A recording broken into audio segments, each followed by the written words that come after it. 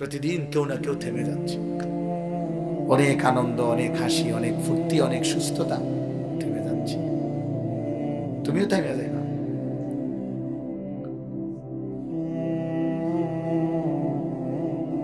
তোমাদের চেহারা দেখেই বোঝা যায় বেনামাজ। তোমাদের চেহারা দেখেই বোঝা যায় চুল, চেহারা ইসলামের সাথে কোনো সম্পর্ক নেই। কোনো অসৎ লোক তোমাদের বন্ধু, হয় মোবাইলের মাধ্যমে নয়তো বাস্তবতা। চিল্লাও কেন, হে হে করলে কি বেটা, মানে এরকম করতেছো যে কি বুঝাইতে চাচ্ছ? কাকে বলতেছো? কাকে বলতেছো? চিল্লাচ্ছ কেন? যারা চিল্লাইতেছো তারা কি জোনায়েদ বাগদাদি যারা তারা নাকি পাগল, মানে মাতাল আর কি।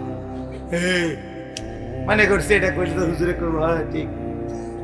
আহাম্মক কি বলতেছো? বুঝতেছো কিছু? কেন চিৎকার দিচ্ছ? বুঝো কিছু বেটা? আমি কি তোমার সমর্থনের জন্য আসছি নাকি বেটা? ভোটে দাঁড়াইছি নাকি? আমি তোমারে মনে করাইতে আসছি। আমি তোমাকে মনে করাইতে আসছি বাবা, তোমার আপন কেউ নাই। স্বার্থপর দুনিয়া তোমারে ভুলে গেছে। যদি মনে থাকতো কারো, তাহলে তোমার বাবার চোখে পানি পড়তো, তোমার মায়ের চোখে পানি পড়তো, তোমার বড় ভাই আপনজনদের চোখে পানি পড়তো যে আমাদের ছেলেটা, আমাদের নাতিটা, আমাদের ভাইটা, আমাগো ভাগিনাটা এমন। আমার এই ছোট ভাই যে বয়ান করছে, প্রয়োজনে তারা এখন ডাইকা জিজ্ঞাসা করে। এক ছোট ভাই, আপন ভাইকে আমি সন্তানের মতো হাতে ধরে রাখছিলাম।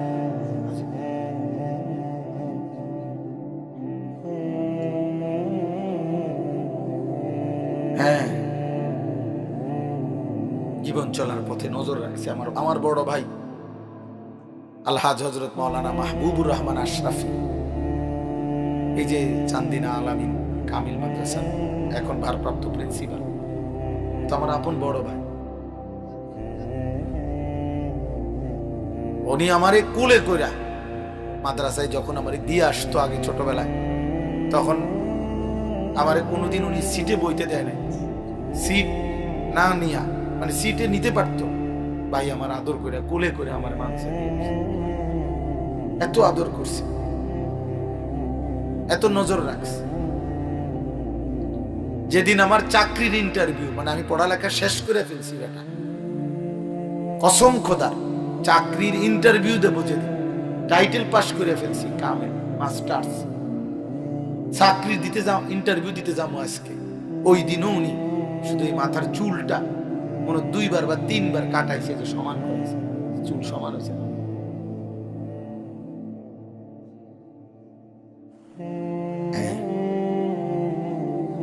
এত সোজা না, জীবন অনেক লম্বা। মানুষের জীবনের কোনো শেষ নেই, মৃত্যু মানে শেষ, মানুষ কখনো শেষ হয় না। ফাসতামিউ লাহু ওয়া আনসিতু। কোরআনুল কারীমের মধ্যে আল্লাহ তাআলা বলছেন, আমার কালাম যখন পড়া হয় তোমরা মনোযোগ দিয়ে শোনো এবং চুপ থাকো, লাআল্লাকুম তুরহামুন, এতে করে অবশ্যই তোমাদের উপরে রহমত বর্ষিত হবে। এজন্য কিশোর নওজোয়ান তোমাদেরকেও বলছি ভাই, ছোট বয়সে গুনার মাত্রা বাড়ায়ও না, কম বয়সে বেয়াদবি বেশি করো না, সাবধান। না শুনলে প্রথমেই সিদ্ধান্ত নেবা যে আমি শুনবো, তাহলে কোনো পাপ নাই। শোনো নাই, তোমার ব্যস্ততা থাকতে পারে, ক্লান্তি থাকতে পারে, তুমি আসোই নাই, এতে কোনো অসুবিধা নেই। এই গ্রামের সবাই এখন এই মুহূর্তে ওয়াজ শুনতে হবে, এটা কোনো ফরজে আইন না, এটা কোনো বাধ্যতামূলক আইন না যে আপনারা কেউ ঘুমাইতে পারবেন না, আপনারা এখন বাধ্যতামূলক ওয়াজ শুনতে হবে, এমন জরুরি না। কিন্তু এই যে আয়শা উপস্থিত হয়ে খামখেয়ালি করা, ঠাট্টা মস্কারি, বুট বাদাম চটপটি, হাসি মজাক, ফাইজলামি বান্দরামি, এটা কিন্তু অনেক বড় অপরাধ। অত্যন্ত সুকৌশলে, কৌশল করে এই ইবলিস শয়তান আমাদের এই মাহফিলগুলোর ভিতরে বুট ঢুকাইছে, বাদাম ঢুকাইছে, অথচ এর সাথে কোনো সম্পৃক্ততা নেই। এটা রীতিমতো আল্লাহর কোরআনকে এক ধরনের অপমান করা। তোমরা একজন ছোট ছেলে ভাবো, দেখো কোনো প্রাইমারি স্কুলের বাচ্চারা ক্লাস 1-এ পড়ে, সেও তো তার টিচার যখন কথা বলে পড়ায় তখন তো সে বুট বাদাম খায়। তাহলে এত বড় মহান আল্লাহর কালাম, আল্লাহর কোরআন যিনি পড়ছেন, বলতেছেন আমার সামনে, তো সেই কালামের সামনে আমি বুট বাদাম খাইলাম, এটা কি ইনসাফ হলো? তাহলে বিষয়টা কি? এই জন্য দেখা গেছে মাহফিল শুরু হয় মাগরিবের পরে, দোকানপাট জমে যায় সকাল 10টা থেকে, এবং অনেক সময় এমন দুর্ভাগ্য যে ছেলেটা আসছিল মাহফিলে, মাঝখানের এই দোকান তারে বাধাগ্রস্ত, সে আটকায় যায়, মাঝপথে থমকে যায়, মাঝপথে আর আল্লাহর দিকে আসতে গিয়ে বাধাগ্রস্ত হয়। কোরআনুল কারীমের মধ্যে আছে, ওমান আযলামু মিম্মান যুক্কিরা বিআয়াতি রাব্বিহি সুম্মা আ'রাযা আনহা, তার চাইতে বড় জালেম পাপী আর কেউ হইতে পারে না, যার সামনে আমার আয়াত পড়া হয় অথচ সে তা থেকে বিমুখ, অমনোযোগী, খামখেয়ালি। আল্লাহ বলেন ও সবচেয়ে বড় জালেম।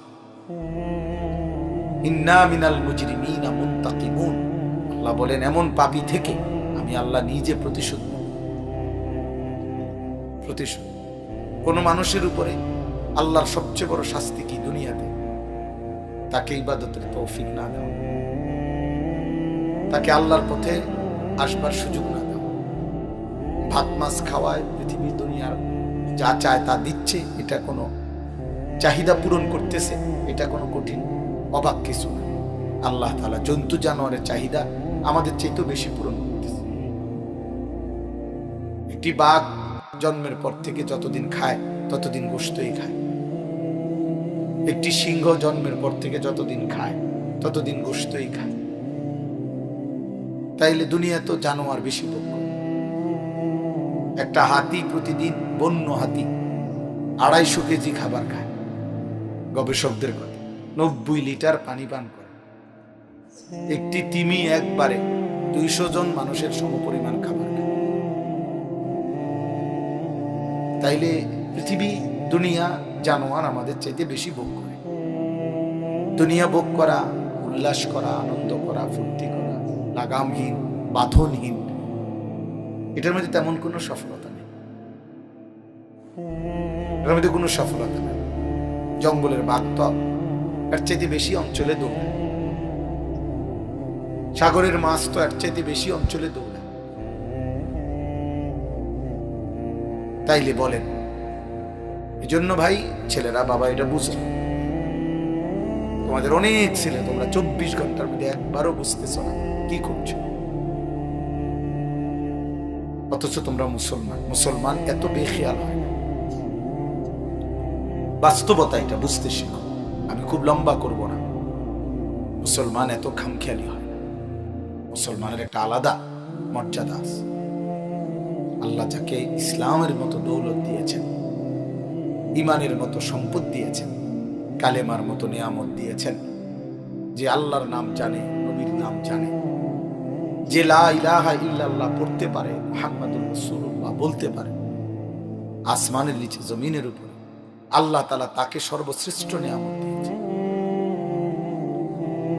কালেমার চাইতে দামি কোনো নিয়ামত, ইমানের চাইতে দামি কোনো নিয়ামত নেই, পূর্ণ কোনো নিয়ামত। এই পৃথিবী কাউকে যদি 100 বারও দেওয়া হয় সেটা পূর্ণ নয়, কিন্তু ঈমান যদি দেওয়া হয় সেটা পূর্ণ। কোরআন শরীফে আল্লাহ বলছে পরিপূর্ণ নিয়ামত কি? ঈমান। পরিপূর্ণ নিয়ামত কালেমা, পরিপূর্ণ নিয়ামত লা ইলাহা ইল্লাল্লাহ। এজন্য আল্লাহ যাকে ঈমান দিয়েছেন তাকে আল্লাহই দিয়েছেন, পছন্দ করেই দিয়েছেন। আল্লাহ যাকে ঈমান দেন নাই তার জন্য ঈমান নবীগণ পর্যন্ত চেয়েও নিতে পারে নাই। একটা ছেলে হইলে একজনই। আমি যেহেতু ব্যক্তিগতভাবে কোনো প্রার্থী না, আমার কোনো মার্কা নাই বা ভোটের কোনো প্রচারণা নাই, অতএব আমি সকলের সমর্থন জরুরি না, অনেক মানুষ শুনতে হবে এটাও জরুরি। আল্লাহর কথা একজনকে বললেও নেকি হয়, সওয়াব হয়। আমার সওয়াব দরকার, আমার আখিরাত দরকার। এই জন্য এটা মনে রাখতে হবে, আল্লাহ যাকে ঈমান দেয় নাই, আল্লাহ যার ব্যাপারে সিদ্ধান্ত নিছেন ঈমান দেবে না, তার জন্য ঈমান নবীগণ পর্যন্ত চেয়েও নিতে পারে না। আল্লাহ তাআলা এই কায়নাতের মধ্যে আল্লাহর সবচেয়ে প্রিয়জন, আপনজন, কলিজার টুকরা আমাদের নবী সাল্লাল্লাহু আলাইহি ওয়াসাল্লাম। সেই নবী, তার চাইতে বেশি প্রিয় আল্লাহর কাছে আর কেউ নেই, তার চাইতে বেশি মাহবুব আল্লাহর কাছে আর কিছু নেই, আর কেউ নেই। গোটা কায়নাতের সবচেয়ে আপন প্রিয় বন্ধু তিনি, কিন্তু সেই তিনি পর্যন্ত নবীজি সাল্লাল্লাহু আলাইহি ওয়াসাল্লাম ওনার চাচা আবু তালেবের ঈমানের জন্য খুব কাকুতি মিনতি করছেন, খুব বেশি কাকুতি মিনতি করছেন।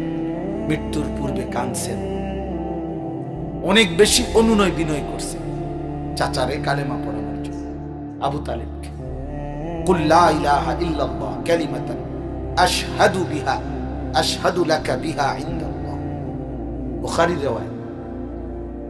আল্লাহর নবী সাল্লাল্লাহু আলাইহি সাল্লাম চাচাকে বলছেন মৃত্যুর পূর্বে, কার চাচা একটাবার শুধু কালেমাটা পড়ে, একবার শুধু পড়ে দিলে কিয়ামতের দিন এই কালেমা নিয়ে আমি আপনার পক্ষে আল্লাহর কাছে সাক্ষ্য দেব। একটাবার বলে, একটাবার। কিন্তু আসমানওয়ালা রব আল্লাহ তাআলা বলছে, বন্ধু আপনি আমার সবচেয়ে প্রিয়জন, আপনি আমার কলিজার টুকরা, সব ঠিক আছে, কিন্তু আমি ফয়সালা নিছি ওর ঈমান দেব না, তো দেবই না। আপনার হাতও আমি ফিরাই দিলাম, আপনার জবানও ফিরাই দিলাম। হাত্তা মাতা, আবু তালেবের মৃত্যু হইল কালেমা ছাড়া। তাহলে রাসূলুল্লাহ সাল্লাল্লাহু আলাইহি সাল্লামের চাইতে দামি আর কি? তিনি এত কাকুতি মিনতি করার পরেও আল্লাহ যাকে বলছে দেবে না, তার জন্য নবী পর্যন্ত ঈমান নিতে পারে। হযরত ইব্রাহিম আলাইহিস সালাম উনি কি পরিমাণ কাকুতি মিনতি করছে, ওনার আব্বা মূর্তি পূজক আজর ওনার কালেমা পড়াইতে পারে না, আল্লাহ বলছে না দেব না। অথচ ইব্রাহিমকেও বলছে আল্লাহ আপনিও আমার খলিল, ইব্রাহিম তুমিও আমার বন্ধু, বন্ধু ঠিক আছে, ঈমান দেব না তোমার আব্বারে। দেয় নাই তো দেয় নাই। নূহ আলাইহিস সালাম 950 বছর কালেমার দাওয়াত দিয়েছে, 950 বছর একটা। আজ আমাদের ওয়াজের বয়স 21 বছর, এখন আর ক্লান্তিতে শরীর চলে না, কোনোভাবেই আর জান চলে না। মানে মাঝে মাঝে মন চায় রাস্তা শুয়ে যায়, ক্লান্তিতে আর ভাল লাগে কোনো কিছুই, খানা খাদ্য ঘুম তৃপ্তির সাথে কুলাইতারি না। এই 21 বছরেই কোমর ব্যথা হয়ে গেছে, এই 21 বছরে চোখে ছোট লেখা কম দেখি, এই 21 বছরে গলায় ভীষণ, আমার গলায় এই পর্যন্ত 2বার অপারেশন হয়েছে, পূর্ণ অপারেশন, আমার গলায় 2বার অপারেশন হয়েছে। প্রতিদিন রাত্রে ট্যাবলেট খাই এই গলার জন্য, প্রেশারের জন্য, প্রত্যেক। তাইলে ভাই 950 বছর এবার যিনি দিবানিশি আল্লাহর কথা বলছে, কি মেহনত করছে, কি ধৈর্য আল্লাহ ওনারে দিছে, কি পরিমাণ সবর উনি করছে। 950 বছর খামখেয়ালি কথা। কিন্তু 950 বছরের সেই নবী নূহকে পর্যন্ত আল্লাহ বলছে, নূহ তোমার সন্তান কেনান ওর ঈমান দেব না। হযরত নূহ আলাইহিস সালাম যখন ছেলেটা পানিতে ডুবে যাচ্ছে, কোরআন শরীফে আছে ছেলেটা হাবুডুবু খাইতেছে ওই তুফানের পানিতে, তখন ওই নূহ আলাইহিস সালাম হাত উঠে আল্লাহকে বলছে, আল্লাহ ওইটা আমার ছেলে, আমার বংশধর। আল্লাহ বলছে না, মাফ করুন, ওকে ঈমান দেব না। 950 বছরের নবীকে পর্যন্ত আল্লাহ ফেরত দিয়েছে, দেয় নাই ঈমান। ছেলেটা ডুবে গেছে, জন্য প্রিয় ছেলে বাবা তোমার জন্য ইসলাম আটকাবে না, তোমাদের জন্য ঈমান আটকাবে, আল্লাহর দ্বীন বিজয়ের আটকাবে না, কিছুই আটকাবে না। কিন্তু তোমরা বুঝো নাই অনেকে যে ঈমান কত বড় সম্পদ, মুসলিম পরিচয় কত বড় নিয়ামত। ইচ্ছা করে আল্লাহর দেওয়া দান তোমার হাতে দিছিল, তুমি ফেলে দিলে। তুমি চুল, চেহারা, লিবাস, পোশাক, আখলাক, চরিত্র, অসভ্যতা, নোংরামি, উলঙ্গতা, বেহায়াপনা, জিনা, ব্যভিচার, মদ, জুয়া, অশ্লীল ছবি, নারী, এক ওয়াক্ত নামাজ না পড়ে সেজদাবিহীন চেহারা দিয়ে তুমি প্রত্যাখ্যান করলে, আল্লাহকে ফিরায় দিলা। তোমার কালেমা তুমি দিলা কেন? আমার মুসলমান পরিচয়, আমার এটা ভাল লাগে না, বেঈমান আমার পছন্দ, মুশরিক আমার পছন্দ, সিনেমার নর্তকী আমার পছন্দ। মনে রাখো আব্বা, কোরআনুল কারীমের মধ্যে আল্লাহ তাআলা স্পষ্ট ফয়সালা দিয়েছেন। আল্লাহ তাআলা বলছেন, পরিষ্কার আল্লাহর সিদ্ধান্ত,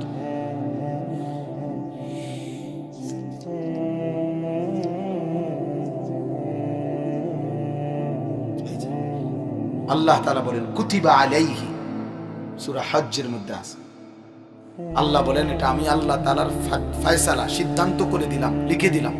কুতিবা, আমি আল্লাহ লিখে দিলাম, আন্নাহু মান তাওয়াল্লাহু, যে শয়তানের পথ অনুসরণ করবে, বন্ধু বানাবে শয়তানের পথকে, ফাআন্নাহু ইউদিল্লু, নিশ্চিত আমি আল্লাহ লিখে দিলাম সে তোমাকে গোমরাহ, পথভ্রষ্ট করবে। ওয়াহদিহি ইলা আযাবিস সাঈর, এবং অচিরেই এই শয়তানের পথ, শয়তান তোমাকে জাহান্নামের আযাবে পৌঁছে দেবে। অতএব ছেলেরা, বাবা, ইদানিংকালে তোমরা অল্প বয়সে নিজেকে অনেক চালাক মনে করো। 16, 17 বছর, 18 বছর বয়সে অনেক বুদ্ধিমান হয়ে গেছো তোমরা। এত কম বয়সে নারী ছবি, অশ্লীল দৃশ্য, উলঙ্গ ছবি, জিনা, ব্যভিচার, অনলাইনে জুয়া, মদের নেশা, জুয়ার নেশা, এবং বন্ধুদের অসৎ চরিত্রহীন আড্ডা। এর মধ্যে থেকে একটা মূল কারণ হইল তোমাদের দিলের মধ্যে আছে যে আমাদের জন্য কেউ নাই, কেউ বাধা দিবে এমন হিম্মত আমাদের সমাজে আমাদের কারো নাই। মা, বাবা, আত্মীয় স্বজন, ওই যে দেখেন ওই বেয়াদব, দেখেন এই যে বেয়াদব, এই দেখেন 2 বেয়াদব, যাও দুনো বেয়াদব উঠে যাও, কানটা ধরে উঠে দাও, একদম কানে ধরে উঠে দাও, হিম্মত হইলে তোমার ধাক্কা দিয়ে উঠে দাও। দেখেন বেয়াদব, দেখেন দুজন ভিডিও, এই বললাম না প্রতিবন্ধী। হ্যাঁ, এখন লজ্জা পাইছুনি? দেখো এখন তো সবাই ঠিক কইছে, ভাল লাগছে না? দেখো হাসে, দেখো আস্তাগফিরুল্লাহ, আস্তাগফিরুল্লাহ, ব্রেনে কাজ করে। হ্যাঁ বাবা, জানো না তুমি, হয়তো কেউ বুঝাইয়াও বলবে না তোমাদেরকে। সমাজ তাকায় তাকায় দেখতেছে তোমাদের অধপতন, নদীটা ভাঙ্গা যাইতেছে, পাহাড়টা গলে যাইতেছে, ভবনটা ধসে পড়তেছে, মুসলমানের একটা সন্তান 16 বছরের নষ্ট হয়ে যাচ্ছে। এই সমাজ তাকায় তাকায় দেখতেছে। মুসলমানের একটা 18 বছরের ছেলে চরিত্রহীন হইতে হইতে পচে যাচ্ছে। এই সমাজ তাকায় তাকায় দেখতেছে। বাবা, আমার চোখের সামনে ছেলেটা নষ্ট হয়ে যাইতেছে, কারো হিম্মত নেই, কারো চুল রাখছো এমন বেঈমানের মতো, এমন গাদ্দার, এমন সন্ত্রাসী, এমন চাঁদাবাজ, এমন দুষ্ট শয়তানের মতো যে এই সমাজের কারো হিম্মত নাই তুমি করে বলবে। কারণ চুল দেখলেই তো ভয় হয় যে এটা জঙ্গলি জানোয়ার নাকি মানুষ। চলো আব্বা, মনে রাখো, চলতে থাকো, একদিন থামতে হবে। একদিন পৃথিবীর বাস্তবতা এটা, হয় মৃত্যু, নয় বার্ধক্য, নয় অসুস্থ, তোমারে থামায় দিবে। মৃত্যু এসে তোমারে থামাবেই, বৃদ্ধ বার্ধক্য আইসা তোমাকে থামাবে, হয়তো কোনো বিপদ অ্যাক্সিডেন্ট তোমারে থামাই দেবে। একদিন শুনবা শরীরে এমন রোগ বাসা বাঁধছে। আজকে এক ভাই আমার লগে দেখা করছে, কইছে হুজুর আমি 1 মিনিট আপনার সাথে কথা বলতে চাই। আমি চিনতাম তাকে, মোটরসাইকেল চালাইতো, ব্যবসা করত, সারাটা ক্যান্টনমেন্ট ঘুরত, সারাদিন পরিশ্রম করত। উনি ভালো মানুষ, আমার সাথে 1 মিনিট দেখা করতে দাঁড়াইছিল। আমি ভুলে গেছি, আবার গাড়ি ঘুরাইয়া ওনার সামনে গেছি।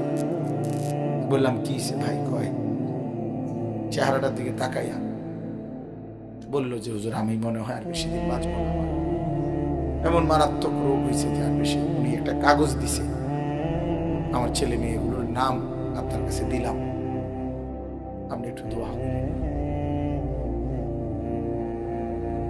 বলছে আমার মেয়েটা একটু বড় হয়ে গেছে, বড় হয়েছে, আপনি যদি পারেন একটা কোনোদিন আমি যদি নাও থাকি, না বাঁচি, আমার মেয়েটার জন্য একটা ভালো ছেলে দেখি। আমি টাকাই এলো। এই জন্য দোস্ত থামাই দিবে তো, প্রতিদিন কেউ না কেউ থেমে যাচ্ছে। অনেক আনন্দ, অনেক হাসি, অনেক ফুর্তি, অনেক সুস্থতা থেমে যাচ্ছে। তুমিও থেমে যাই না।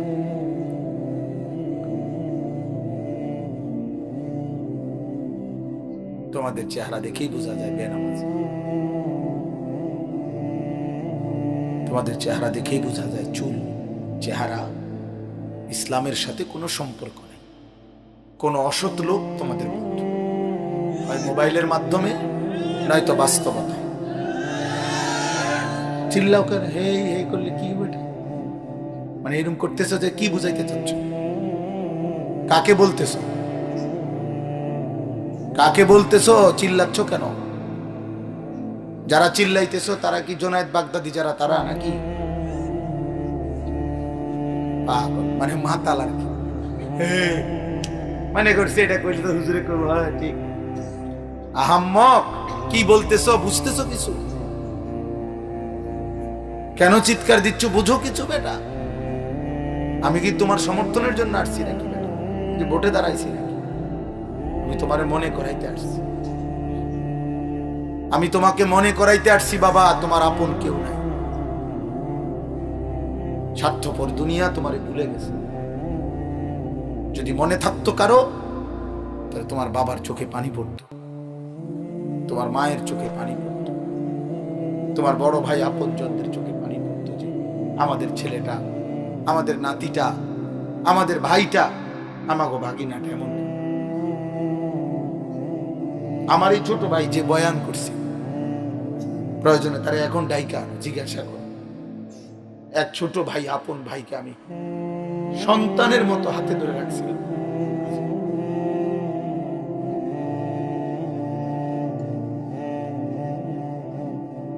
হ্যাঁ,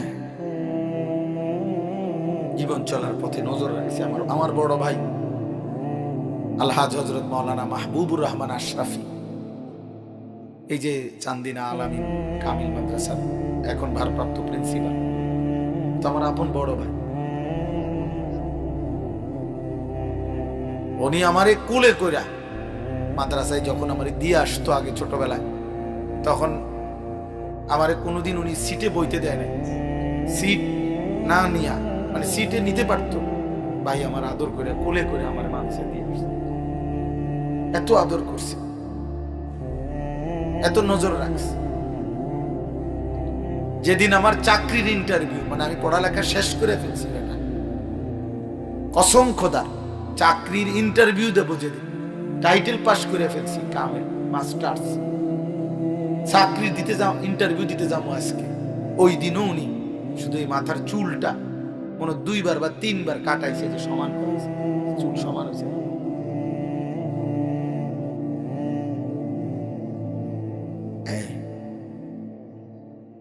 এত সোজা না আব্বা, জীবন অনেক লম্বা।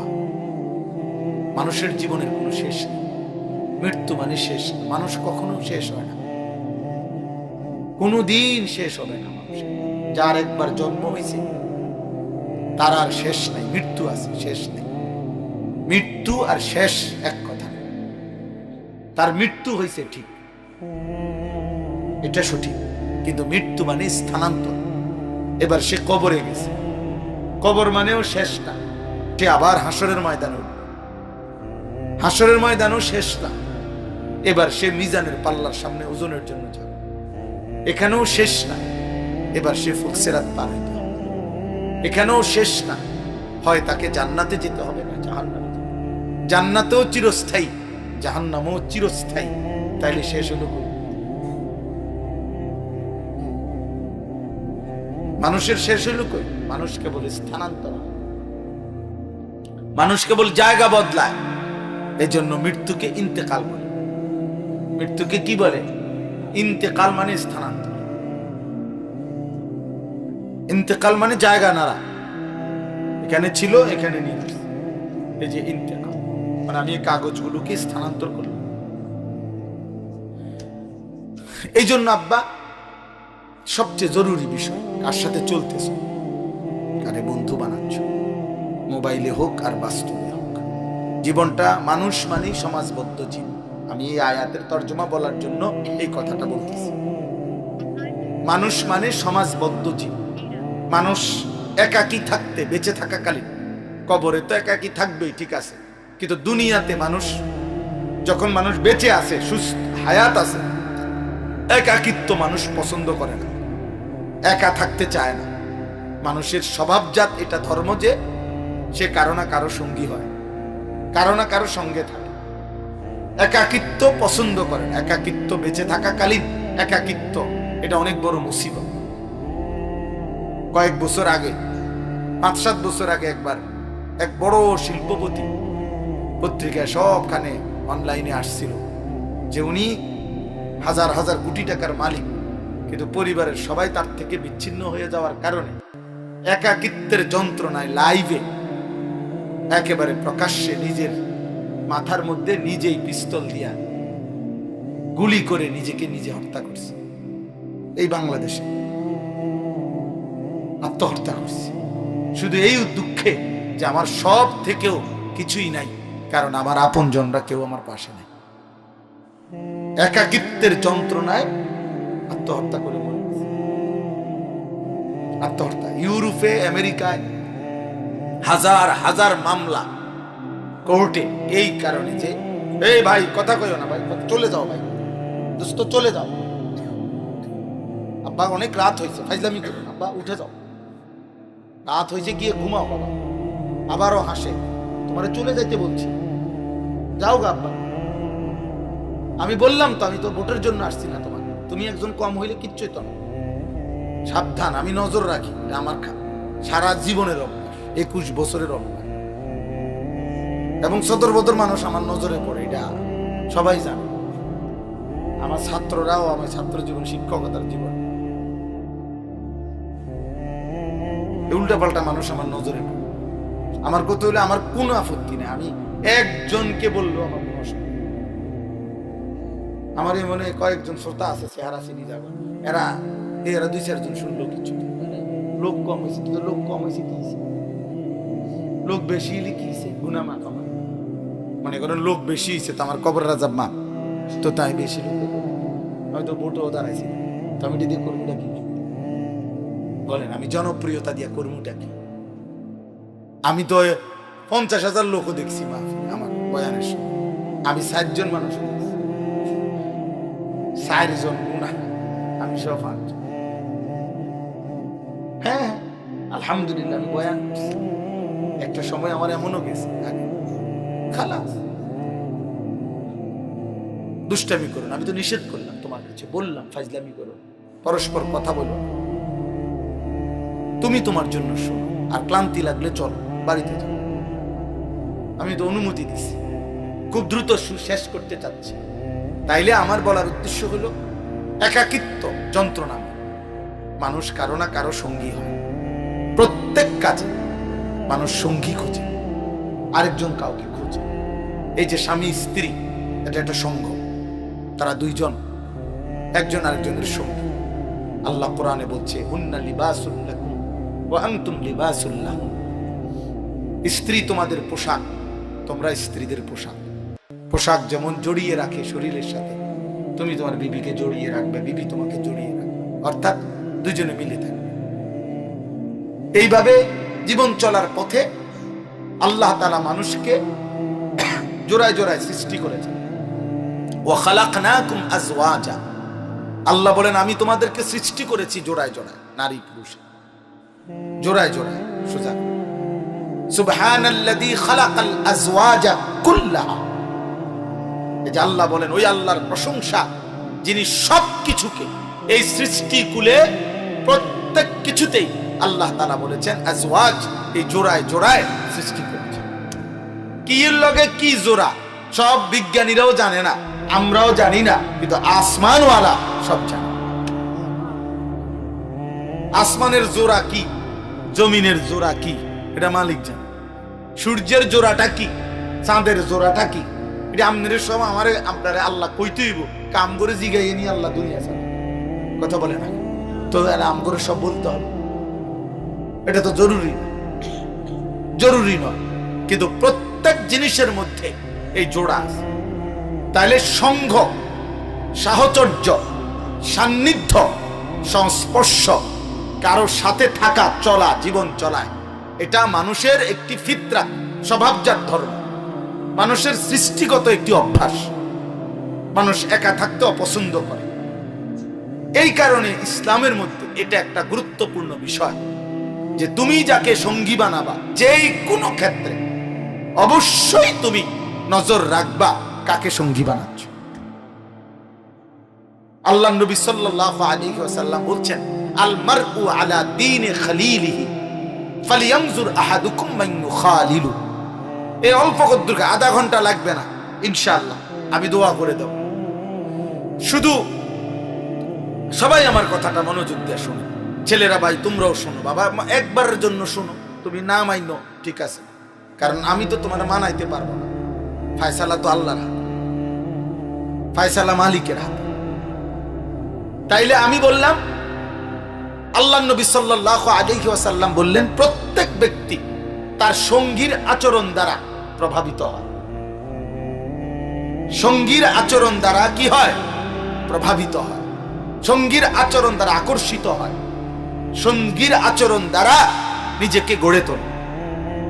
আল্লাহ রাসূল সাল্লাল্লাহু আলাইহি ওয়াসাল্লাম বলেছেন, ফালিয়ানজুর আহাদুকুম মান ইউখালিলু, অতএব তোমরা প্রত্যেকে উম্মত লক্ষ্য রেখো তুমি কাকে বন্ধু বানাচ্ছ, তুমি কাকে সঙ্গী বানাচ্ছ, এটা তুমি খেয়াল রেখো। আল্লাহ নবী সাল্লাল্লাহু আলাইহি ওয়াসাল্লাম বলেন, ইন্নামা মাসালুল জালিসিস সালিহ ওয়াল জালিসিস সু কাহামিলিল মিস্ক ওয়া নাফিখিল কির। উত্তম সঙ্গী আর মন্দ সঙ্গী, খারাপ সঙ্গী, আল্লাহ নবী সাল্লাল্লাহু আলাইহি ওয়াসাল্লাম বলেন এই দুইটার উদাহরণ হলো একজন আতর বিক্রেতার মতো, আরেকজন কামারের দোকানদারের মতো। আল্লাহ নবী সাল্লাল্লাহু আলাইহি ওয়াসাল্লাম বলেন, ফাহামিলুল মিস্ক, যিনি আতর বিক্রেতা, তুমি তার কাছে গেলে সে তোমাকে, তার থেকে তুমি তিনটা বিষয় পাবে। এক, ইম্মা আন ইউহযিকা, তুমি, সে তোমাকে নিজের থেকে কেনো বা না কেনো, হয়তো ছোট্ট একটা আতরের শিশি এমনিতেই তোমার হাদিয়া দিবে, উপঢৌকন দিবে, আচ্ছা ঠিক আছে আপনি এটা রাখেন। দুই, ওয়া ইম্মা আন তাবতাআ মিনহু, অথবা তুমি নিজেই পছন্দ করে যে কোনো একটা আতর সুগন্ধি কিনে নিবে। অথবা ওয়া ইম্মা আন তাজিদা মিনহু রিহান তাইয়্যিবা, অথবা কমপক্ষে সে যদি তোমারে নাও দেয়, তুমি যদি নাও কেন, কিছুক্ষণ দাঁড়ায়া থাকার কারণে তোমার নাকে সুগন্ধি লাগে। তার মানে সুগন্ধ ছাড়া এখান থেকে তুমি কিছুই পাবে না। দাম সে যদি দেয় বা তাও নিলা, তুমি কিনলেও নিলা, নয়তো তুমি ঘ্রাণ পাবে।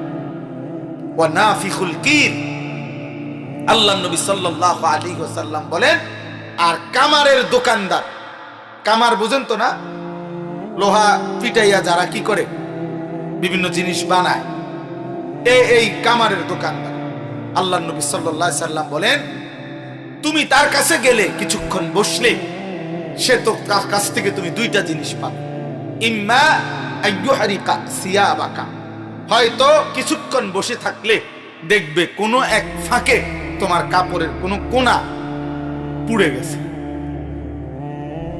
ওই যে কয়লার লাল গুড়া আগুনের কারণে পুড়ে গেছে। আর যদি তুমি খুব কেয়ারফুল থাকো যে কাপড় যাতে না পড়ে, ঠিক আছে, তবে ওয়া ইম্মা আন তাজিদা মিনহু রিহান খাবিসা, তাহলে অবশ্যই তার কাছে যতক্ষণ বসবে ততক্ষণ নাপাক দুর্গন্ধ এটা তো নাকে মিল। আল্লাহর নবী সাল্লাল্লাহু আলাইহি সাল্লাম বলেন, অতএব তুমি যদি ঈমান আমলওয়ালা কোনো ব্যক্তির সঙ্গী হও তার থেকে আতরের সুঘ্রাণ মিলবে। তুমি যদি কোনো ফাসিক, ফুচ্চার, পাপী, অসভ্য, চরিত্রহীন, লম্পট, মদখোর, গাঁজাখোর, নেশাখোর, চরিত্রহীন, আল্লাহর নাফরমান, নামাজ নাই, সেজদা নাই, বন্দিগি নাই, আল্লাহ নাই, রাসূল নাই, তো তুমি তার কাছ থেকে তোমার জীবনটা হয় সে নষ্ট করবে, আর নাই তো দুর্গন্ধ ছাড়া, অশ্রাব্য কথা ছাড়া, গালিগালাজ, বিশ্রী, অসভ্য কথা ছাড়া আর কিছু নেই। অসংখ্য যুবক তোমরা, আমরা জানি বাবা, অসংখ্য যুবক তোমরা এক বয়সী যখন একত্র হও, নারীকে কেন্দ্র করে অশ্লীল ছবি দেখতে দেখতে, উলঙ্গ ছবি দেখতে দেখতে তোমরা এমন বিশ্রী কথাবার্তা নিজেদের মধ্যে বলো যা কোনো কুত্তাও বলে। যদি কুত্তার জবান থাকতো তো কুত্তাও বলতো। মুসলমানের বাচ্চা এত নিকৃষ্ট কথা, এত জঘন্য কল্পনা করে, হ্যাঁ, এমন অশ্রাব্য কথা। তো আল্লাহর নবী সাল্লাল্লাহু আলাইহি সাল্লামের জন্য বলছেন উত্তম সংঘ এটা গুরুত্বপূর্ণ। এবার আসেন 3 নম্বর হাদিস। আল্লাহর নবী সাল্লাল্লাহু আলাইহি সাল্লাম বলেছেন, লা তুসাহিব ইল্লা মুমিনান, যে ঈমানদার নয় তুমি তাকে বন্ধু বানায়ো। নবীজি বলছেন, ওয়ালা ইয়াকুল মালাকা ইল্লা তাকিয়ুন, ভালোবেসে মহব্বত করে মুত্তাকি, আল্লাহ ভীরু ব্যক্তি কাউকে তোমার সম্পদ থেকে কানা করিও খাওয়াইও না। বিপদে ফইরা, সাফে ফইরা, অথবা পারিপার্শ্বিকতার কারণে যদি নিরুপায় হইয়া কোনো কারণে 20-50 টাকা খাওয়াইতেও হয়, খাওয়াইলা, কিন্তু কলিজার মধ্যে ভালোবাসা নিয়া কোনো ফাসিক, কোনো নাফরমান, কোনো পাপী, আল্লাহর দুশমনকে তুমি এক কড়া, এক লোকমা খাবার দিও না। আল্লাহ রাসূল হ্যাঁ, সরকারি ভাবে জেলখানার আসামিকেও তো খানা দেওয়া হয়, কিন্তু পছন্দের সাথে। ফাঁসির দণ্ডপ্রাপ্ত আসামিকেও খানা দেওয়া হয়, কিন্তু সেটা তো মহব্বতের সাথে। এরকম আর কি। তো এই জন্য আল্লাহ নবী সাল্লাল্লাহু আলাইহি সাল্লামের এই 3টা হাদিসের আলোকে এবার আমি শেষ আয়াতের তরজমাটা বুঝাইতে চাই যে এই আয়াতগুলো যেগুলো আমি পড়ছি কোরআনুল কারীমের 19 নম্বর পারা, 25 নম্বর সূরা, সূরা ফুরকান। এই ফুরকান, এই সূরার মধ্যে এই কথাটাই মূলত এই আয়াতগুলোতে আছে। কিয়ামতের দিন হাসরের ময়দানে প্রত্যেক নাফরমান পাপী ব্যক্তি, খোদার কসম আল্লাহ বলছে, অগণিত অসংখ্য পাপী নাফরমান ব্যক্তি হাসরের ময়দানে নিজেদের আঙ্গুল এইভাবে দাঁত দিয়া কামড়াইতে কামড়াইতে, আফসোস করতে করতে, দুনিয়ার যেই সমস্ত বন্ধু সঙ্গী যাদের কারণে সে গুনাহ আর পাপ আর অসভ্যতার, চরিত্রহীনতা, আল্লাহর নাফরমানি আর আল্লাহর অবাধ্যতা করেছিল, ওদের নাম স্মরণ করে করে আফসোস করবে, আফসোস করবে, আফসোস করবে, আর বারবার বলবে, হায় যদি রাসূলের কথা শুনতাম, যদি আল্লাহর কথা শুনতাম, যদি নেককার মানুষের সঙ্গী হতাম, যদি আল্লাহর প্রিয় বান্দাদের কথা শুনতাম। মক্কার কুরাইশদের একজন বড় সর্দার ছিল উকবা ইবনে আবি মুআইত, কুরাইশ কাফের। এই কাফের একদিন অনেক মেহমানকে দাওয়াত দিছিল, তার অভ্যাস ছিল সে মেহমানদারি করত। তো নবীজিকেও দাওয়াত দিছে। নবীজি যখন তার বাড়িতে আসছে, আল্লাহর নবী সাল্লাল্লাহু আলাইহি সাল্লাম তখন খাইতে বসে হাত ধুইতেছিলেন না, খাবার নিচ্ছেন না। তো উকবা ইবনে আবি মুআইত সে বলছে, মুহাম্মদ তুমি খাবার নিচ্ছ না কেন? তখন আল্লাহর নবী বললেন, চাচা আমি ততক্ষণ পর্যন্ত আপনার খাবার নেব না যতক্ষণ না আপনি আমার কালেমা না পড়বেন। তো উকবা ইবনে আবি মুআইত সে মনে মনে ভাবলো, এখন যদি আমি কালেমা না পড়ি আর মুহাম্মদ যদি আমার ঘর থেকে না খেয়ে মেহমান ফিরে যায়, তাহলে এটা গোটা আরবের মধ্যে নিন্দা হবে, মানুষের মধ্যে কুৎসা রটনা হবে যে উকবার বাড়ি থেকে মেহমান না খাইয়া চলে গেছে। আরব দেশের মানুষ মেহমানদারি যুগ যুগ ধরে তাদের ঐতিহ্য ছিল, মেহমানকে ফিরাইয়া দেওয়া তারা খুব লজ্জা মনে করত, ভীষণ লজ্জা। এখনো আমরা এই মক্কা মদিনায়, আমরাও হজ উমরায় দেখছি বারবার আরবীয় মানুষের মধ্যে মেহমান নামাজি খুব বেশি, মেহমানদারি। তো উকবা চিন্তা করছে, মুহাম্মদ তো মেহমান, আমার ফিরে যাবে না খাইয়া, আর এটা তো লজ্জার বিষয়। এই জন্য আল্লাহ নবী সাল্লাল্লাহু আলাইহি সাল্লামকে খাওয়াইবার লাগা কালেমা পড়ে ফেলছে, কালেমা পড়ছে আর কি।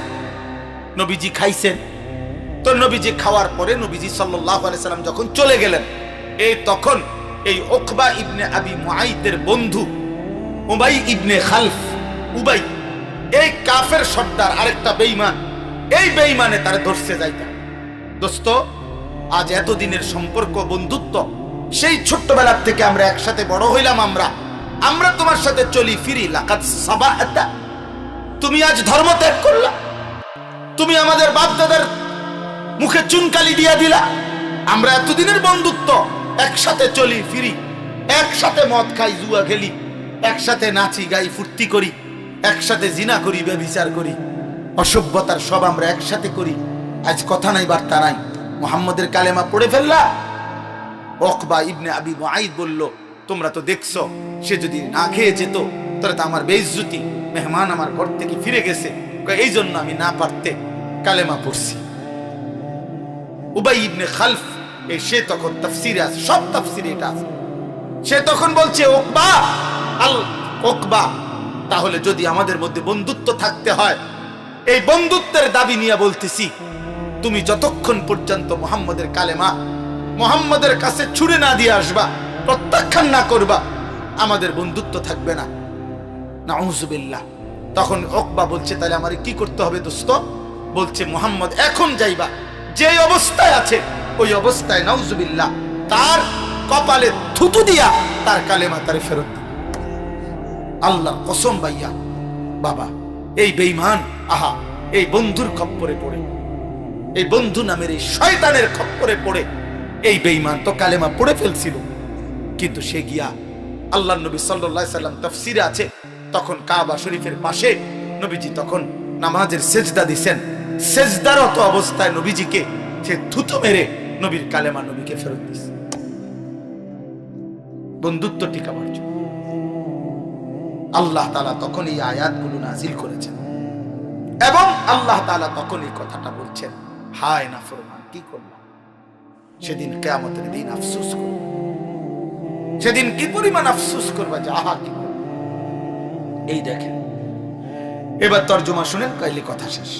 ওয়ায়াউমা তাশাক্কাকুস সামাউ বিল গামাম ওয়া নুজ্জিলাল মালাইকাতু তানজিলা।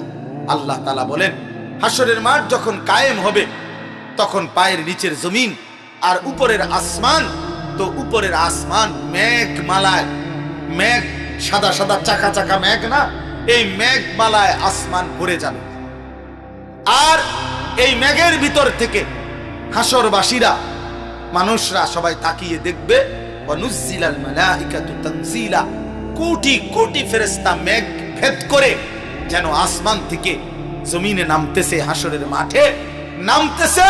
প্রত্যেকে এই মানুষগুলোর আমলনামা হাতে নিয়ে আল্লাহ তাআলার সামনে এসে পুরা হাসরের মাঠে অবস্থান করবে। আল্লাহ বলেন, চারিদিকে যখন কোটি কোটি ফেরেশতা দাঁড়ানো দেখবে হাসরবাসী, এক। দুই নাম্বার, ওয়াজিআ ইয়াউমাইদিন বিজাহান্নাম, জাহান্নামকে সামনে দেখবে। ওয়াজাআ রাব্বুক, আল্লাহ বলে, তোমার রব আল্লাহ তিনি নিজেও কুদরতি সিংহাসনে কুদরতি ভাবে আসবেন, তিনি উপস্থিত থাকবেন। ওয়াল মালাকু সাফফান সাফফা, কোটি কোটি ফেরেশতা সারিবদ্ধভাবে দাঁড়িয়ে থাকবে। এই সময়ের হাসরের ময়দানের এই চারদিকের দৃশ্য দেখে আল্লাহ তাআলা বলেন, ওয়া কানা ইয়াওমান আল মুলকু ইয়াওমাইযিনিল হাক্কু লির রহমান, সেদিন একমাত্র মালিকানা সেদিন একমাত্র সিদ্ধান্ত দেওয়ার ক্ষমতা, একমাত্র ফয়সালা, বাদশাহী সত্যিকার ভাবে শুধুমাত্র আল্লাহর জন্য থাকবে। আল্লাহ বলেন ওয়া কানা ইয়াওমান আলাল কাফিরিনা আসীরা। হায় সেদিন নাফরমান পাপী আল্লাহর বেঈমান দুশমন বান্দাদের জন্য বড় কঠিন।